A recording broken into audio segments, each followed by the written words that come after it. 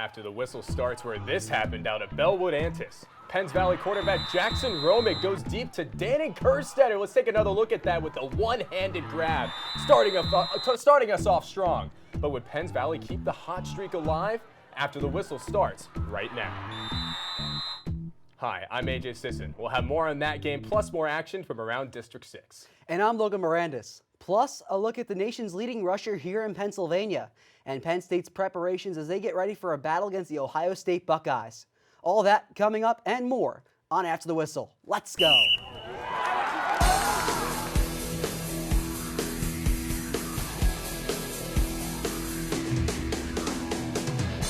It was senior day for Bellwood-Antis hosting Penns Valley. You see the fans getting excited. It's senior day out on Penns Valley towards the end of the season, starting out in the first quarter, and Ty Walton going to pound one in from 1 yard out for the score as the Rams went up 7-0. And the next drive, it's a bird, it's a plane, it's our play of the week as Danny Kerstetter going to come down with a one-handed grab. Take a look at that replay again with his right hand covered, and Penns Valley going up 14-0. Still in the first quarter, roaming again to Miles Brooks, breaking a tackle, and he has an open lane out for the 51-yard catch and run. Rams already up 21-0. In the very next drive, the Rams' Micah Good going to jump the route and take it all the way back, juking out towards his right for the pick six. And this game got out of hand quickly as the Rams would go on to win 42-0. Penns Valley improves to 8-2 on the season, while Bellwood-Antis ends the year 6-4. Joining us now in studio is Jude Wozniak, who's on the sideline for tonight's game. Jude, what stood out to you tonight? Well, Logan, we saw the fast start for Penns Valley, and they really blew Bellwood-Antis out of the water. Let's take a look. It may have been senior night for the Bellwood-Antis Blue Devils, but for the Penns Valley Rams, they decided to play spoiler tonight. For the Rams, it was the offensive line dominating in the trenches, which led to big play after big play. Our O-line. I mean, they came out, big plays, and then just gave me the time I need to get the ball to our playmakers, and we're just putting points on the board right away. For senior Miles Brooks, he has the confidence in his speed and playmaking abilities to always get the job done. Speed kills, and that's what I like to do. I like to get out in space and just make plays and put us in a better position to win. After a dominant showing by the Penns Valley Rams on the road, Coach Martin Tobias and his players will play the waiting game to see who they have up next in the playoffs. Well, honestly, until tonight, I hadn't really thought about the playoffs or even looked at it, so I don't know what the situation truly is. I just know that we've got some momentum going into the playoffs, and we want to keep riding that. 2 weeks ago, the Rams picked up a huge victory against the Tyrone Golden Eagles when they scored 3 touchdowns in the fourth quarter to mount a comeback. Ever since then, they've ridden that momentum that Coach Tobias is talking about. The Penns Valley Rams might be one of the hottest teams in the area. Now, the playoff pressure is on. For After the Whistle, I'm Jude Wozniak. Thanks, Jude. Let's head back to Center County now, as Bald Eagle will take on the Purchase Line football team. We're gonna go and we're gonna see that both teams were unable to get a lot of scoring done in the first quarter here at Alumni Stadium. We'll see Carson Nagel has his block pass at the line of scrimmage and then picked off by John Hughes. There'll be no scoring by the offense there, but let's go early in the second quarter. Purchase Line with the ball, but Bald Eagle will get the interception this time. Trey Green hauls it in, putting his team into great position, putting Cameron Dubbs in great spot to get the 20-yard rush into the end zone, making the first score of the game, and 7-0 for the Eagles. Again in the second quarter, Bald Eagles at the 20-yard line. Carson Nagel will find Wyatt Spackman for the 20-yard catch and run, making it to 13-0 after the block extra point. But just before the end of the half, John Attic will take the snap, throw it downfield, and picked off by Gavin Eckley. He'll take it to the house for a pick six, making it 19-0. That will be the final score of the game. Bald Eagle will end their season 7-3, while Purchase Line will end below 500 at 4-6. Next, we head to Penn Cambria as the Panthers take on the Lions at home. As you see the Penn Cambria Panther fans getting excited for this matchup. We'll open up here on the first drive. Garrett Harold going to run it in down towards the near side for a 5-yard score. Penn Cambria going to take a quick 7-0 lead. On their second offensive drive, it'll be Gavin Harold instead. He'll take the catch and run down the sideline. He's got a long play ahead, but wait, he's going to cut it right back up towards the middle. He's not done just yet. That's a 64-yard touchdown, and that would put Penn Cambria up 13-3. home team getting off to a fast start early in front of their crowd. They'll be up 13-3 after the missed extra point on that drive. And Penn Cambry marching again, going to go back out to Garrett Harold. Going to throw a dump off to Vinny Children for a 10-yard touchdown reception, and that can back up 21-3 after the 2-point conversion. And right before halftime, Harold again going to roll out towards his right, going to find Luke Shugas. Going to shake and bake for a 15-yard touchdown to put Penn Cambry up 35-3 before the end of the half. They would win 42-17, big win at home. Chestnut Ridge ends the season at 6-4, and Penn Cambria moves to 9-1. Let's take a look now at some of our other games around District 6. Northern Bedford ends their season a perfect 10-0. They'd win 37-14 over Cambria Heights, and Northern Cambria would take their road test and beat Conemaugh Township 34-20. Let's take a look at some more scores as Richland, the undefeated 10-0, will beat Central Cambria, the 3-7 team, 52-26, as Glendale will also win their matchup 49-23 over Kerwinsville, a 3-7 team. DuBois would fall at home in a close contest against Hollidaysburg. Hollidaysburg would win 36-35, and Cumberland Valley would win at home a big win over Altoona, 37-6. And Chambersburg will fall in a really tough matchup for them to the undefeated State College team, 36-7. And Juniata Valley will take the victory over Mount Union at 26-22. But let's get ready as the Marauders get ready to host the Bison at Mansion Park in Altoona. After a 53-yard opening kickoff return, that'll happen after the team rushes out onto the field. It's going to be a highly touted matchup. And the Marauders, Cooper Arthur, will have a 37-yard touchdown drive on the first offensive play in the game, making it 7-0 Bishop Guilfoyle. But let's put him down on the 5-yard line, and Kevin Ressler will try and fake out the defense, but he also fakes out our cameraman, and will score, making it 7-6, still Bedford after the failed 2-point conversion. Now, with only 3:36 left in the second half, even Weather will juke out several more, including our cameraman this time. He'll juke out them and score, making it 12-7 Bedford. After a scoreless third, Bishop Guilfoyle will take it down the field. Chase Kissel fires it downfield and will be picked off by Ethan Weber. And on the ensuing drive, Ethan Weber will do it on the defense, he'll do it on the offense, and he'll rush it in for 45-yard touchdown, making it 18-7 Bedford after another failed 2-point conversion. Bedford will hold on to this one as they'll win this game 18-7 over Bishop Guilfoyle. They'll improve to 7-3 on the year, and Bishop Guilfoyle will fall to 7-3.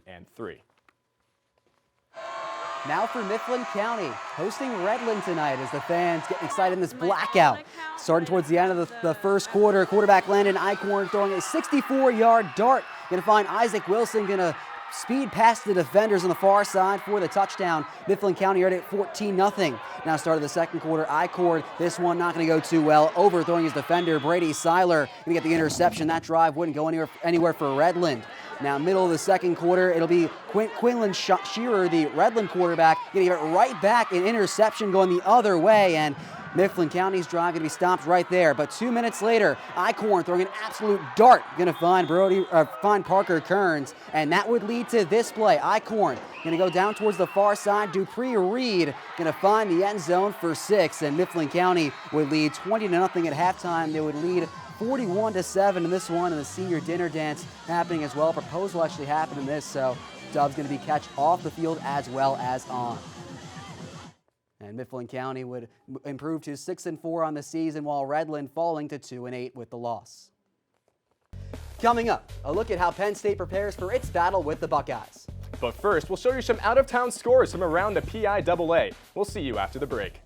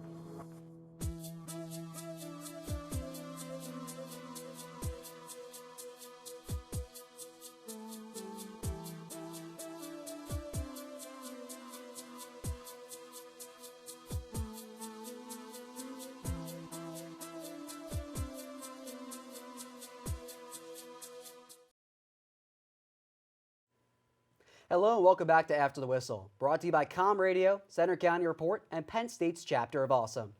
One player in Western Pennsylvania is turning heads with some mind-blowing stats that top some NFL stars. Joe Callahan Jr. made the trip to Oil City to find out more.